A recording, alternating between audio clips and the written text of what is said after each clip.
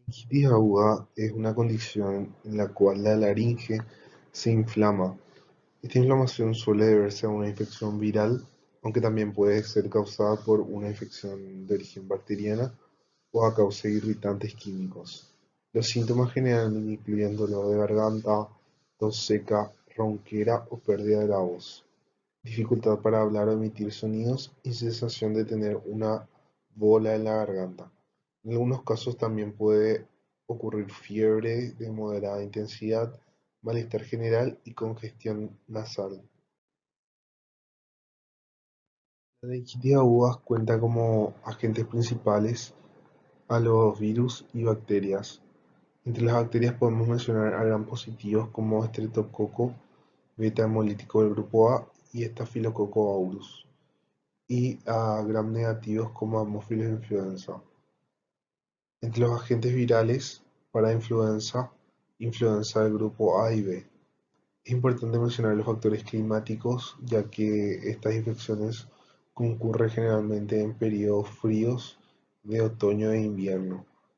También los procesos sépticos rinofaringeos que predisponen a una infección de las vías faríngeas. Para hablar de las formas clínicas de presentación de la laringitis aguda en el niño, debemos recordar ciertos patrones anatómicos que influyen en la sintomatología y en la presentación de la laringitis en este grupo etario. Entre ellos, la colapsabilidad de la laringe es mayor que en la del adulto. También la epiglotis en forma de omega, las cuerdas vocales más cortas y el diámetro de menor calibre en el niño son importantes destacar. El, Poseen un diámetro menor y también la reactividad de la subglotis es mayor. La glótica, epiglotitis o supraglotitis es la forma clínica más frecuente de presentación, la cual generalmente se presenta en niños de 2 a 6 años con un cuadro de inicio brusco de irritabilidad y un mal estado general. Pueden presentarse con disnea con estridor expiratorio que empeora con el decúbito supino. El niño permanece sentado con hiperextensión de la cabeza y muestra una odinofagia y dificultad para la deglución, una odinodifagia. Presenta además dificultad para tragar la saliva, un aumento de la secreción salival, cialorrea y alteraciones en la voz. Luego de supraglotitis o epiglotitis, debemos tener en cuenta que es un diagnóstico clínico que debe ser apoyado con radiografía simple lateral cervical, en la cual podemos observar un engrosamiento de la epiglotis, lo cual se denomina signo del dedo gordo.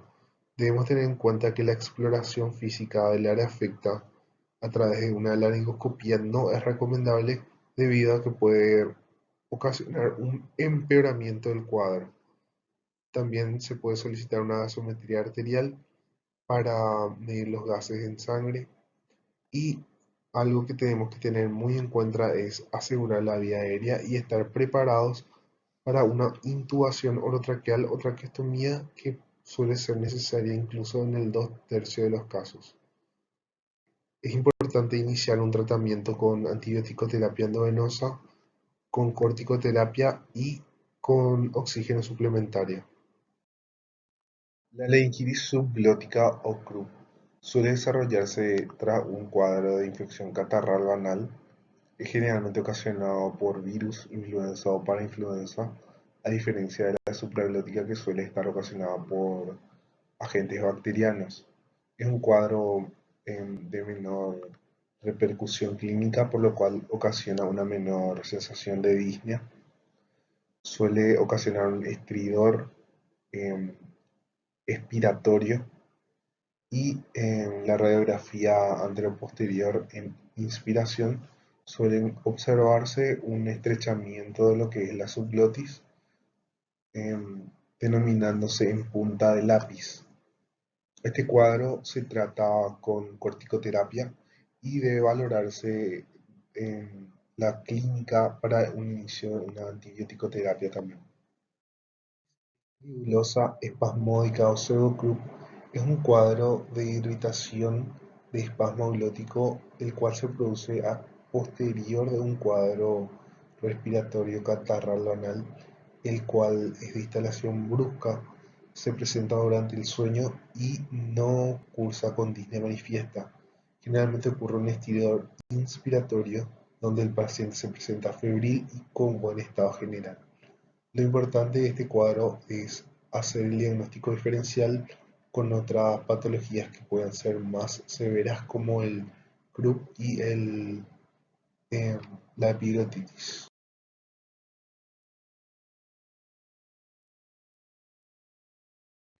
El adulto generalmente es un cuadro viral causado por rinovirus para influenza o adenovirus. Cursa con un cuadro de difonía, tos perruna, en ocasiones se presenta con dolor a la exploración. Se aprecia una laringe eritematosa, edematosa y con secreciones. El tratamiento consiste fundamentalmente en reposo vocal, evitar irritantes como el alcohol y el tabaco, una buena humidificación y el uso de antiinflamatorios. El adulto, a diferencia de la epiglottitis del niño, es un cuadro menos agudo y la patología generalmente es precedida por una infección de las vías respiratorias superiores. Se manifiesta en el contexto de una infección eh, con síntomas de fiebre, malestar general o dinofagia de poca intensidad que aumenta bruscamente hasta llegar a la imposibilidad para la deglución. La disnea inspiratoria no se presenta en todos los casos, pero si se presenta es un indicio de gravedad.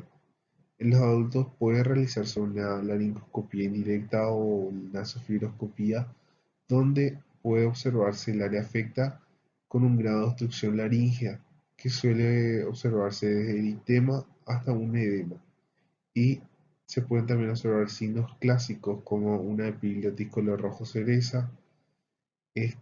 Si el cuadro es susceptible a complicaciones graves, que puede llegar incluso a ser fatales, requieren un manejo menos agresivo de las vías aéreas. También es importante la administración precoz de antibiótico-terapia endovenosa y el tratamiento con corticoides.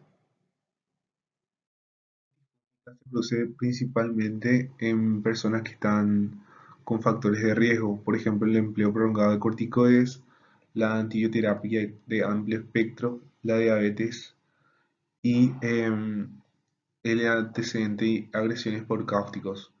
Sobre todo en los pacientes con inmunodepresión, el agente más frecuente involucrado es la cándida, y estos pacientes presentan un cuadro de disfonía y disfagia e incluso de disnea.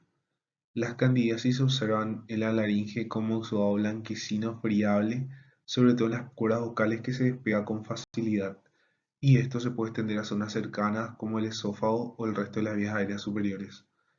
Esa extensión se ve principalmente favorecido en pacientes que padecen de cáncer y reciben tratamientos quimioterápicos. El tratamiento, además de controlar los factores de riesgo, se basa en la administración de antifúngicos como el fluconazol y el itraconazol. Las granulomatosas con afectación laringea son enfermedades que cursan con formación de tejido de granulación.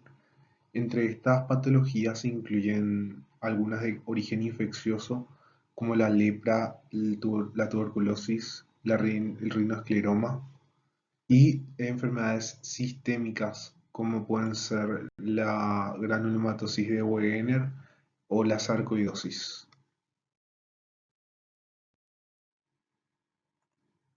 La laringitis tuberculosa es una de las infecciones más frecuentes de la laringe. Es generalmente de origen pulmonar por una diseminación broncogénica que afecta directamente la mucosa de los pacientes. Generalmente ocurre en una tuberculosis que no tiene manifestaciones clínicas o no son muy em, considerables, por lo tanto no reciben tratamiento y generalmente se da en hombres. Estas lesiones pueden ser exofíticas o ulceradas hasta un eritema difuso no muy llamativo. El diagnóstico se realiza mediante una muestra de esputo con tinción de Barr una radiografía de tórax, biopsia positiva para tinción de Barr y granulomas con necrosis caseosa. El tratamiento suele ser el mismo empleado para la tuberculosis pulmonar con el esquema antituberculoso típico. Faringolaringio es el movimiento retrógrado del contenido gástrico hacia la cavidad oral, la nariz, la faringe, la vía aérea superior e inferior con síntomas en estos niveles. El 10% de los pacientes otorrinolaringológicos presenta síntomas relacionados al reflujo faringolaringio. Solo un 35% de los pacientes refiere pirosis. Entre los síntomas más comunes tenemos a la disfonía o ronquera, la tos crónica, el globo faríngeo, el carraspeo y la disfagia. Una prueba que sea fácil de realizar y que sea altamente confiable para el diagnóstico del reflujo. No hay criterios estandarizados para el diagnóstico y se suele encontrar pobre relación entre la sintomatología y los hallazgos endoscópicos. La mayoría se diagnostica mediante la asociación entre la clínica del paciente, los antecedentes y los hallazgos al examen físico.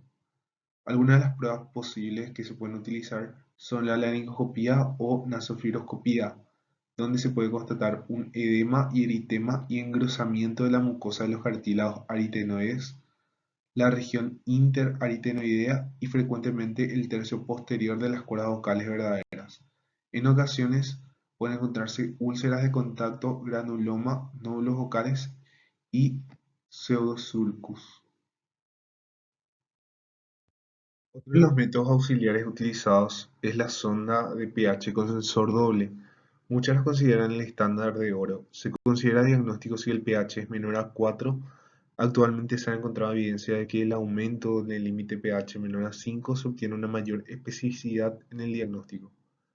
Entre las pruebas terapéuticas tenemos que tener en cuenta también los diagnósticos diferenciales. Los pacientes que no responden a las medidas terapéuticas se deben considerar otras patologías, tales como la rinitis alérgica, la no alérgica, causas pulmonares como infecciones de la vía aérea superior, aclaración habitual de la garganta, irritantes ambientales, temperatura y cambios climáticos y problemas emocionales. En cuanto al tratamiento del reflujo faringolaringio, debemos incluir modificaciones dentarias, modificaciones de los hábitos como dejar el cigarrillo, comer comidas más pequeñas, evitar grandes volúmenes alimenticios, evitar el ejercicio vigoroso al menos 2 horas después de comer, evitar sobreextender el estómago con muchos líquidos, evitar la posición de decúbito y el horario de acostarse a dormir al menos 3 horas después de comer, dormir con la cabeza con almohada para mantenerla sobrelevada y farmacoterapia como inhibidores de la bomba de protones. Puede utilizarse omeprazol de 20 a 40 miligramos una vez al día por 6 semanas a 8 semanas. Bloqueadores de la histamina del tipo 2, dosis única antes de acostarse, antiácidos como compuestos de calcio, magnesio y aluminio, sobre todo al comer comidas muy ácidas, agentes neuromoduladores como antidepresivos tricíclicos y pregabalina. Se debe hacer un cese parcial de los medicamentos y no de forma brusca tras 6 a 8 semanas del tratamiento debido a que puede haber un efecto de rebote. No respondan a los tratamientos conductuales y médicos mencionados anteriormente. A veces son tratados con la cirugía antirreflujo. Esta cirugía es recomendada en personas mayores de 50 años con factores de riesgo para cáncer de cabeza y cuello, masas a nivel cervical, ronquera, disfagia o dolor muy pronunciado.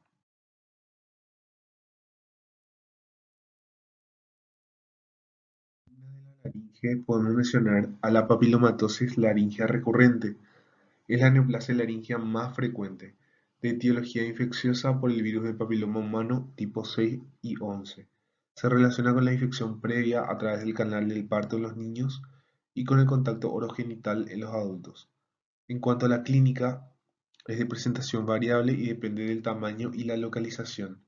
Los papilomas pequeños ubicados a nivel de las cuerdas vocales pueden ocasionar ronquera y disfonía, y las formas más agresivas pueden ocasionar estridor bifásico, disnea y dificultad respiratoria. En los jóvenes y niños, la afectación suele ser más difusa. En los adultos suele presentarse más comúnmente como una lesión solitaria, mediante una laringoscopía o nasofiloscopía, la cual deja ver una lesión rojiza vegetante similar a un racimo de uvas o coliflor.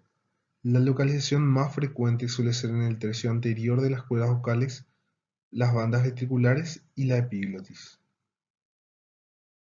La laringe recurrente tiene como tratamiento la exéresis quirúrgica o microcirugía laringea. Esta puede realizarse con láser de CO2, que es el procedimiento ideal, también con crioterapia o con el uso de microderivador. Un 20% de los pacientes necesitan un tratamiento adyuvante, sobre todo en aquellos con más de 4 intervenciones al año, una enfermedad difusa o un crecimiento rápido de la lesión con compromiso de la vía aérea.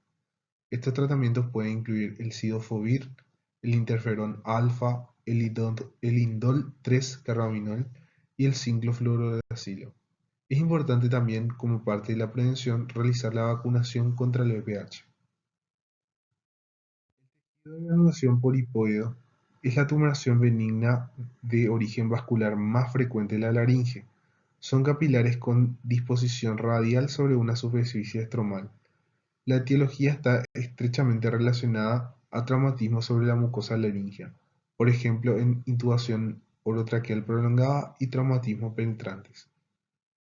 Ocurre en respuesta a una irritación crónica o el reflujo gastroesofágico. La clínica y la intensidad de los síntomas van variando de acuerdo al tamaño y la localización de las lesiones. En grados variables puede ocasionar disfonía, tos seca, carraspeo y sensación de cuerpo extraño de la garganta.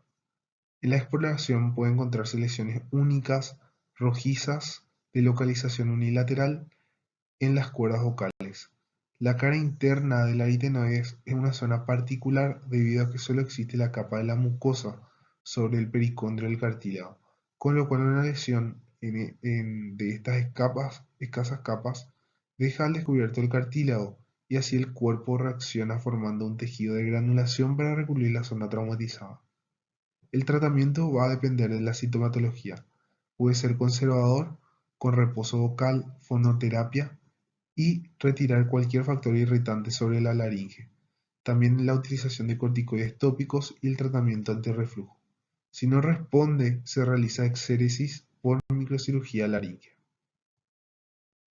A continuación, hablaremos de los hemangiomas laringeos. Quien les habla es la doctora Lorena Romero. Los hemangiomas laringeos son tumores vasculares poco frecuentes. Generalmente son malformaciones venosas con formación de ovillos de vasos de pared delgada. Se encuentran dilatados y tienen una superficie estromal.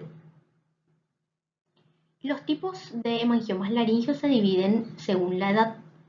Los congénitos o pediátricos se presentan más, como su nombre lo dice, en los niños, en menores de 6 meses.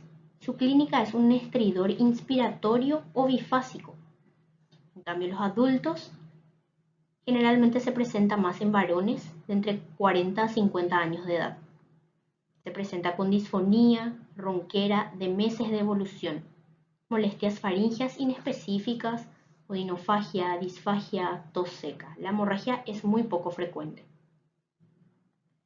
El hallazgo principal en los niños se presenta más en la subglotis. Es una masa mucosa de un color azulado, compresible a la palpación, que se contrae con la infiltración de adrenalina.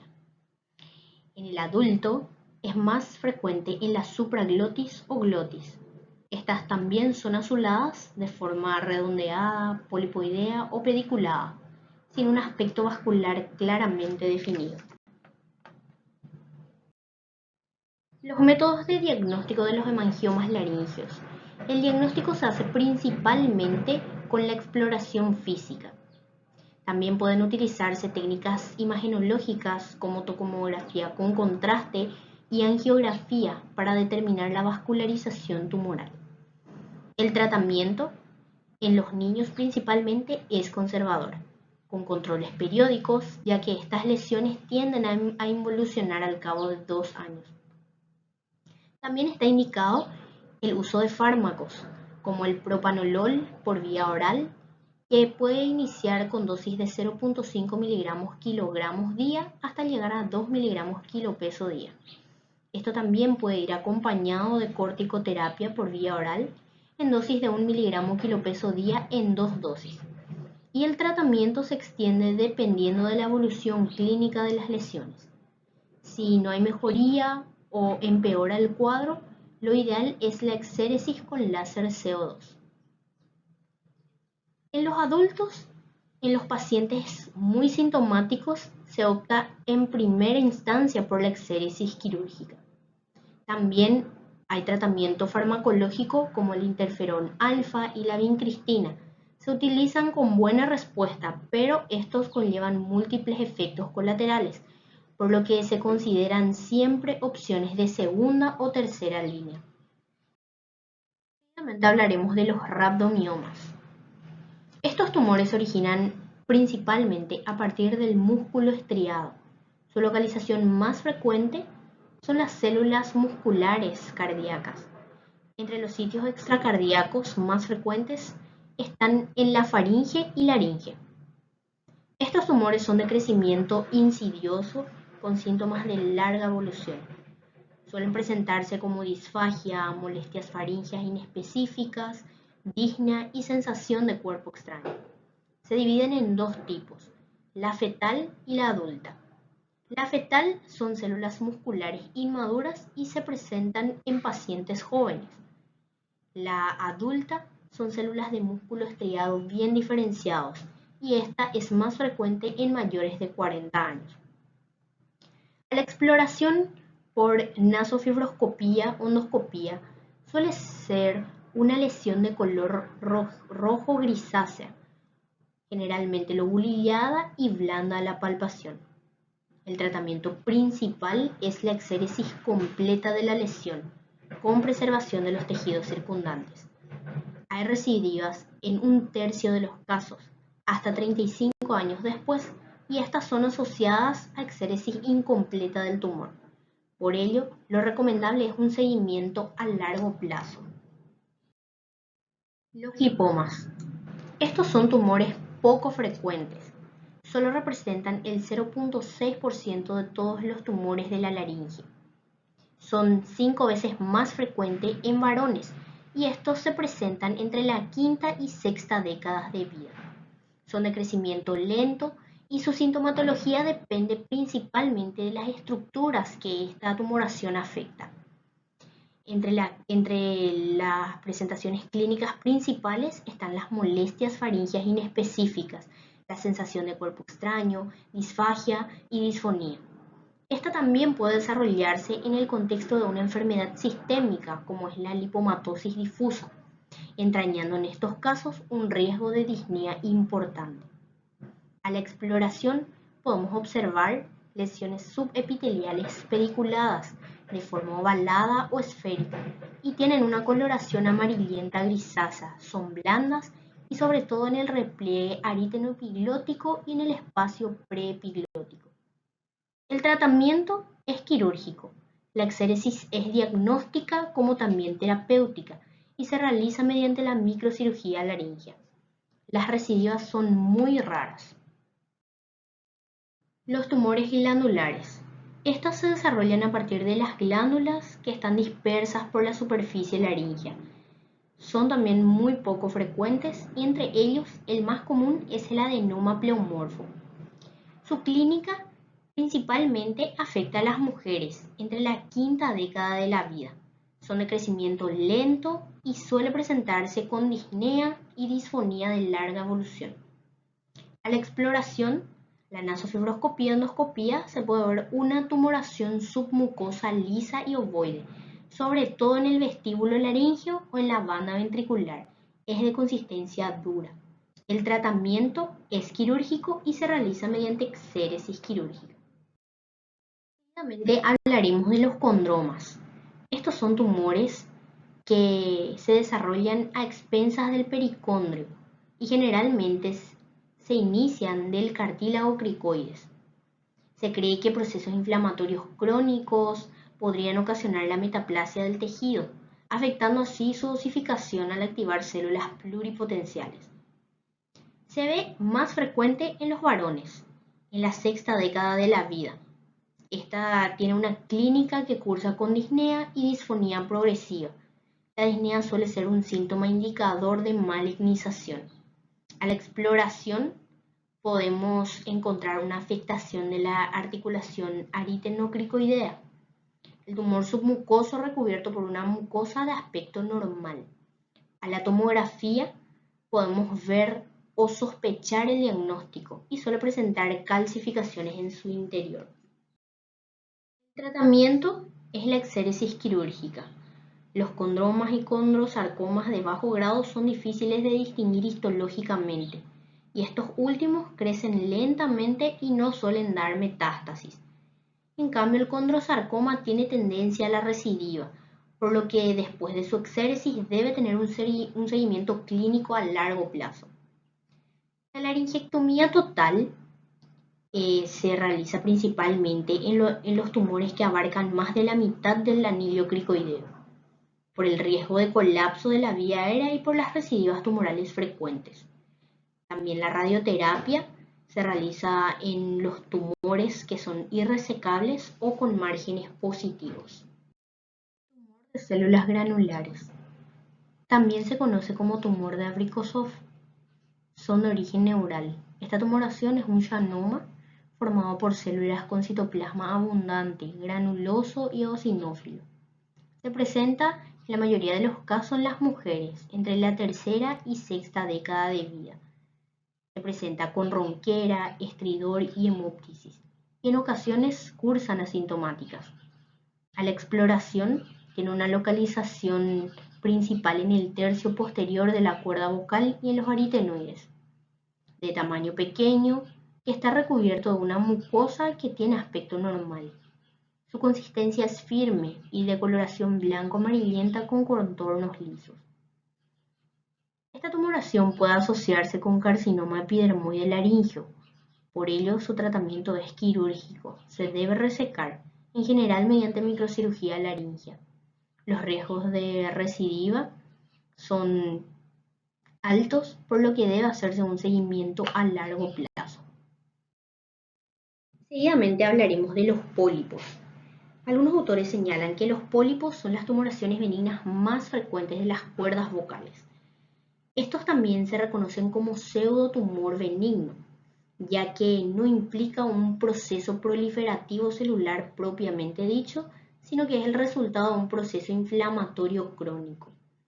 Se presentan generalmente en forma unilateral en el borde libre del tercio medio de la cuerda vocal. No tienen ninguna predilección por ningún sexo, pero se presentan más frecuentemente entre la tercera y la quinta década de la vida. Los factores que predisponen a la aparición de estos pólipos son el excesivo uso de la voz y también el consumo de sustancias irritantes como el tabaco. En la clínica se constata una disfonía progresiva que cuenta con fases alternantes de mejoría y recaídas. Los pacientes nunca vuelven a cursar con una voz normal y también pueden presentar una voz bitonal que se debe a un escape de aire. El diagnóstico de estos pólipos inicia principalmente con la clínica, con una buena anamnesis y la exploración de los hábitos tóxicos o el uso excesivo de la voz del paciente. Los métodos que más se prefieren es una laringoscopía, que esta puede ser indirecta o directa, por medio de una nasofibrolaringoscopía. Estas lesiones pueden observarse y describirse como lesiones angiomatosas de color rojo, fibrosos o de color blanquecino o edematosos. En cuanto a su anatomía, pueden ser sésiles, que son los más frecuentes, pero también pueden contar con un pedículo. El tratamiento de elección es la cirugía, en este caso la microcirugía de laringe, que también tiene que ir acompañada con una reeducación vocal, con la suspensión total de los factores tóxicos, irritativos y la rehabilitación logopédica o vocal. Hablaremos de los nódulos. Estas lesiones son engrosamientos localizados de la mucosa que son de coloración grisácea o rosada. Se encuentran preferentemente en el borde libre de las cuerdas vocales, entre la unión entre el tercio anterior y el tercio medio. Se producen principalmente por el uso excesivo de la voz. Estas cuerdas vocales aumentan la fricción entre ellas, se produce una irritación local y por ende una inflamación. Se observa más en las mujeres entre la segunda y la quinta década de la vida. También se ve en niños, principalmente en el sexo masculino. Esta enfermedad también es conocida como una enfermedad profesional, ya que es habitual encontrarse en profesores, cantantes profesionales, oradores que tienen un uso excesivo de la voz. Siguiendo con los nódulos, podemos ver en la clínica una disfonía de larga evolución, que es progresiva y se presenta principalmente por pérdida de los tonos agudos y de la voz cantada. El diagnóstico se realiza por medio de una sospecha clínica en pacientes que tienen un uso excesivo de la voz, como son los profesionales, docentes, oradores, y por medio de una laringoscopía indirecta o directa por medio de la nasofibrolaringoscopía. También es de utilidad la videoestroboscopía. En esta se puede observar un engrosamiento bilateral en la unión de los tercios anterior y medio, dando una imagen característica en reloj de arena. El tratamiento de los nódulos es diferente dependiendo de la edad del paciente. En los pacientes pediátricos, el tratamiento es conservador mediante normas y medidas de higiene vocal. En los niños mayores, la rehabilitación logopédica o vocal puede utilizarse. La fonocirugía solo tras el fracaso de las medidas higiénico-conductuales, y esta no se recomienda antes de la pubertad. En cambio, en los pacientes adultos también se realiza un tratamiento escalonado, iniciando principalmente por el reposo vocal relativo. Esto mejora abruptamente si el paciente empieza a disminuir el uso de la voz. Si esta no puede ser posible, ya sea por causas profesionales del paciente, el segundo eslabón es la rehabilitación logopédica. Si esta fracasa, el último eslabón es la cirugía y generalmente se realiza por una cirugía, por una microcirugía de laringe acompañada de una rehabilitación y reeducación vocal. Hablaremos de otra patología benigna, que es el edema de Reinke. Esta es una transformación edematosa del espacio de Reinke, que es una deformación de la cara superior y el borde libre de la cuerda vocal. Generalmente ocurre por una acumulación de líquido excesiva entre el epitelio hasta el ligamento. Es causada por un uso excesivo de la voz y por factores irritantes como el tabaquismo y el alcohol. También puede manifestarse en un contexto de enfermedad sistémica, como por ejemplo el hipotiroidismo en un periodo mixedematoso. También puede ir acompañado con la clínica del reflujo gastroesofágico. Habitualmente es bilateral en un 60-85%. Suele presentarse entre la cuarta y sexta década de la vida, afectando más al sexo femenino, y esta patología, esta enfermedad benigna, es infrecuente en la edad pediátrica. En cuanto a la clínica, se manifiesta principalmente por una disminución de la potencia vocal progresiva e insidiosa. Presenta periodos de ronquera intermitentes y cierta fatiga en fonaciones prolongadas. Pierde su registro agudo. Esta se manifiesta principalmente en el sexo femenino, en donde pierde esa agudeza de la propia voz femenina y va tomando características más masculinas. La disnea es infrecuente, ya que el edema no es tan importante para llegar a obstruir totalmente la glotis. El diagnóstico se realiza por medio de la clínica y de la laringoscopía indirecta o nasofibrolaringoscopía. En este estudio se observan cuerdas vocales engrosadas y ocupadas por un tejido de consistencia blanda y gelatinosa que cae a modo de faldón. También es de suma utilidad la videoestroboscopía, en donde se observa una gran movilidad de las cuerdas vocales durante la fonación con un buen cierre glótico. En cuanto al tratamiento, el primer eslabón es eliminar los factores irritativos como el tabaco y el alcohol. También mejorar las enfermedades sistémicas que pudieron llegar a afectar y a producir el edema de Renke que ya mencionamos anteriormente. Las medidas de higiene vocal y, en segunda instancia, una corrección quirúrgica, que es de elección la cordotomía. También la rehabilitación logopédica o vocal tras la fonocirugía evita las recidivas del edema de Renke. En cuanto a los quistes mucosos, son una tumefacción que aparece como resultado de la acumulación de una secreción mucoide. Pueden ser supraglóticos, glóticos o subglóticos y también pueden presentarse de manera unilateral. Los quistes glóticos se pueden clasificar en quistes de retención mucosa o ductales y quistes epidermoides.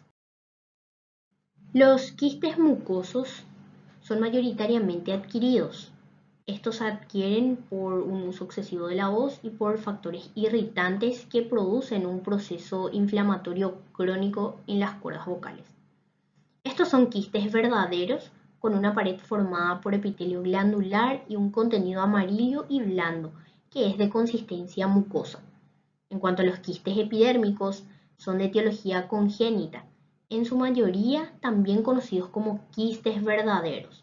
Poseen una pared formada por un epitelio pluriestratificado queratinizado y un contenido compuesto por cristales de colesterol y productos de descamación.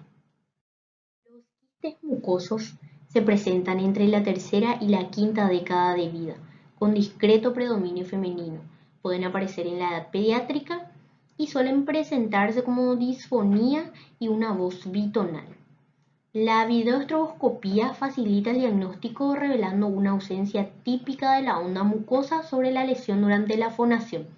El tratamiento, microcirugía de laringe y rehabilitación logopédica. Seguiremos hablando de las lesiones benignas de la laringe, entre ellas las hendiduras, estrías y puentes. Las hendiduras o sulcus vocalis son imaginaciones de la mucosa de la cuerda. Estas se profundizan en ocasiones hasta el ligamento vocal y tienen cierto parecido a los quistes, porque presentan una pared formada por un epitelio pluriestratificado. En cuanto a las estrías, son lesiones que deforman la cuerda vocal. Presentan atrofias que pueden afectar al ligamento vocal. Está también cubierto por fibrosis que es más gruesa en el fondo y se va adelgazando a medida que alcanza la mucosa de la cuerda vocal. Los puentes mucosos son formaciones de epitelio pluriestratificado, situados entre dos puntos distantes entre sí de la cuerda vocal, sin fijación a lo largo de su recorrido. En cuanto a la etiología de las hendiduras, estrías y puentes mucosos, es congénita y no presenta predominio de sexo ni edad.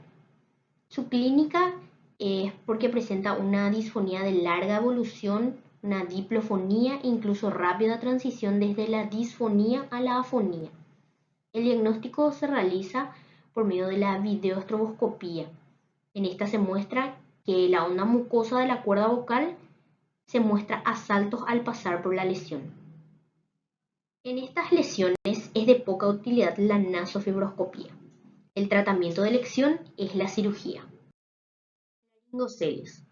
Estas lesiones son dilataciones aéreas y benignas del sáculo ventricular de desarrollo lento. Contiene un epitelio respiratorio y en su interior contienen aire. Se clasifican en dos tipos, los congénitos y adquiridos. Los congénitos serían el resultado de la presencia de restos embriológicos, mientras que los adquiridos se producirían como resultado de aumentos mantenidos de presión intralaringea. Predomina en varones y es más frecuente en torno a los 50 años de edad.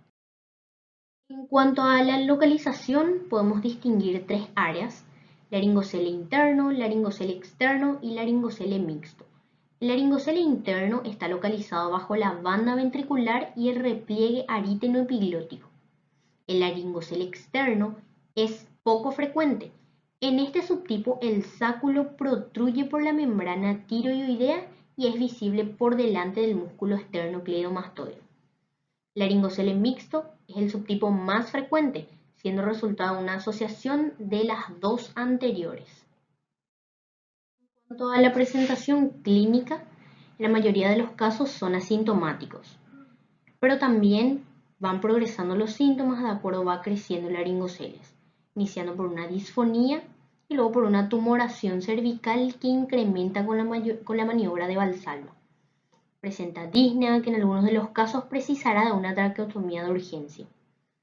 Este laringoceles puede infectarse convirtiéndose en piolaringocele, donde la cavidad que anteriormente estaba llena de aire empieza a invadir células inflamatorias y presencia de secreción purulenta. El diagnóstico se realiza por medio de la clínica y con la ayuda de la laringoscopía indirecta o nasofibrolaringoscopía. Se observa una tumoración lisa y redondeada que proviene del ventrículo laríngeo. En cuanto a las exploraciones complementarias, son de importante utilidad una ecografía cervical y la tomografía computarizada. En esta última podemos observar en la imagen una imagen sacular que está llena de aire y vemos con una densidad de gases. El tratamiento es quirúrgico, endoscópico y mediante abordaje externo.